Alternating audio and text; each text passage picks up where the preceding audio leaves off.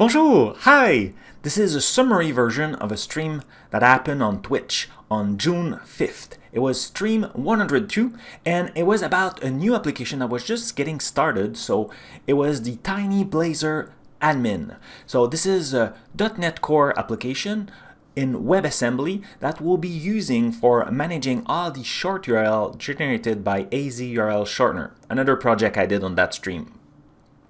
And at the beginning of the project, I was just, creating the GitHub project, making sure we had a board to register all our tasks. I'm using GitKraken. I love that tool to create a board. It's very visual and you could put your image in. And later on, what I will go is I will create an app registration. So here I'm creating the documentation as we go, but I just explained how to create the app registration inside the Azure portal. And this is very useful because our application will be using it to get authenticated.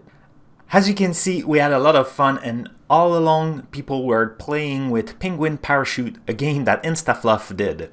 So here I will be presenting how I create that Blazor.NET application. So I'm doing the .NET New Blazor WebAssembly. So WebAssembly means it's client side, but it's in C#, no JavaScript involved.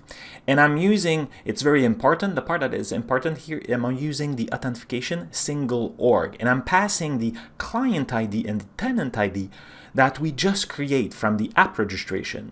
And that's how the application will be creating, will be able to access the Azure Active Directory.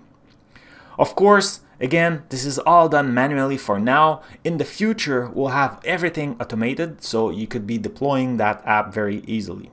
And that's it for the summary. So if you're interested, go at twitch.tv/fboucheros, follow me there, so this way you will have a notification, and it's very helpful for me. That's it for the summary of stream 102.